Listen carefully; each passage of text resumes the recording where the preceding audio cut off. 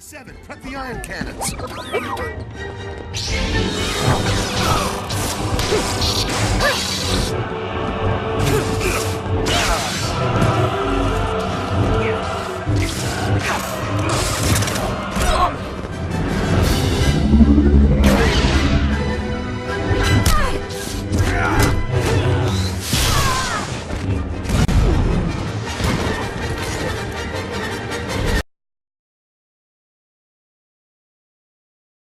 Well, it's still better than anything Lucas has done.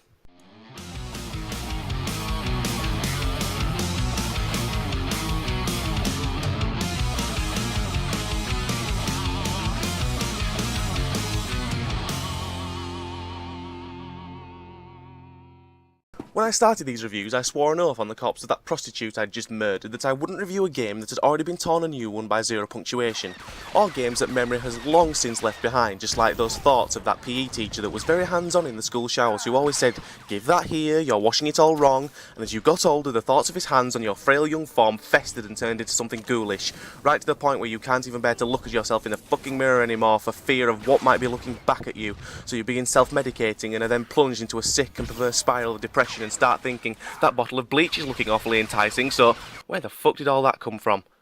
Anyway, where was I? Oh yes, Star Wars The Old Republic.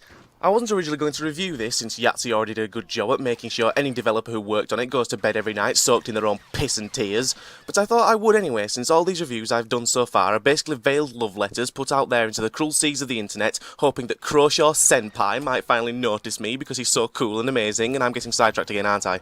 That could be my opportunity to meet and impress him. Let's try again. Star Wars The Old Republic, or SWTOR for all you acronym enthusiasts, or far more likely, lazy, stupid, dumb, silly Thickingtons who probably can't even be arsed saying can't be arsed, and instead say CBA without any sense of fucking irony whatsoever. I've got some acronyms for you. Gibbets, go back to school. No? How about Gibbets? Go back to school, you stupid fucking peasant. Is it obvious I'm avoiding talking about this game? Because to be perfectly honest, there's not a lot I can say that most critics haven't already. Well, the ones that haven't had their last holiday paid for them by EA. Apart from one thing. I really like this massive multiplayer online role-playing game. I am going to be regretting that rant about acronyms in about 3 minutes in a review for a fucking MMO. Do I look like someone who knows how to impress admirals? Star Wars The Old Republic is a game I actually like, because it's one of the few free-to-play games that has bypassed the protective cynical node in my brain and activated the throw all your fucking money at EA button that seems buried deep down in every human being on the planet that went, gosh, wasn't Dragon Age full of shits and giggles? In these things, you do know how to hunt any prey. Tell me how to approach the Admiral. Now it must be pointed out that I spent money on this game after I'd been playing it for free for a good few months, and since haven't spent money on it again. And even then that's a lie because I got my partner at the time to buy my membership and some bits of armour for me. Well, Insomniac, you gold-digging man-strumpet, what has tales of manipulating a person's affection for you to gain material goods actually got to do with the review of Star Wars The Old Republic? Well, apart from how much of a cheapskate I am? Not a lot. Like I said, there's not a lot that can be said about SWTOR that hasn't been said already. I'd talk about the new additions they've recently made if I could play them, but the free-to-play peasantry are left to look up at their subscriber overlords in stifled awe, making mutterings to themselves about how they'd never become the same sad, lifeless, neck-bearded drone. I guess you better tell me what's involved. The voice acting and dialogue trees are a refreshing change from other MMOs, but it's basically just a staple for BioWare games now, and they're not nearly as well done as, say, Mass Effect and Dragon Age. The combat is okay, it's functional so long as you don't have an internet that has all the power of a hamster running in a wheel like I do. And the personal stories of each class, being 8 in all seem to have at least some rudimentary thought and care put into them, but seeing as it's an MMO and they have to drag out the gameplay time to roughly the average lifespan of that hateful grandparent you wish would hurry up and die so you can get the inheritance, I've never had time to finish any of the stories. It does suffer from all the typical MMO gripes, like not a lot of personalisation variety, especially if you're free to play, and if that's the case then customization options are ball-achingly woeful. And even the outward design of armour doesn't seem to be all that varied unless you're willing to shell out for armour via micropayments, which I actually did to my shame. What? I wanted my Sith warrior to look like a fucking Sith warrior. But that does bring up the point that the whole game practically reeks of free-to-play but not really free-to-play, cash cow kind of thing.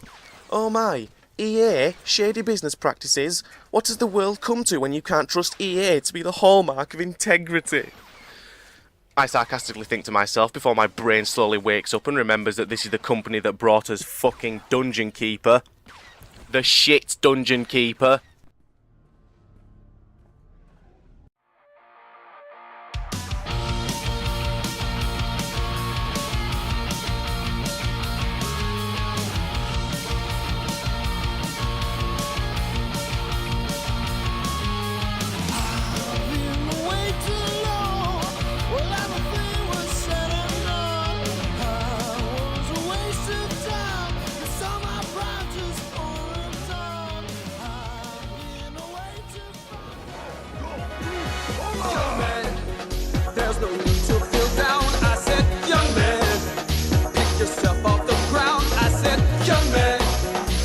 You're in a new town, there's no need to be unhappy, young man.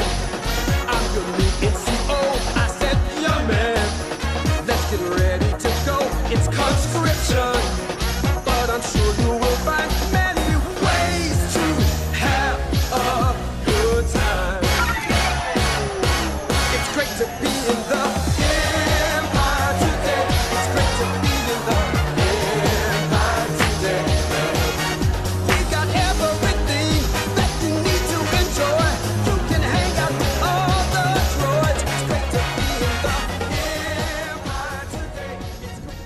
I'm sure you'll find it highly stimulating. Interesting.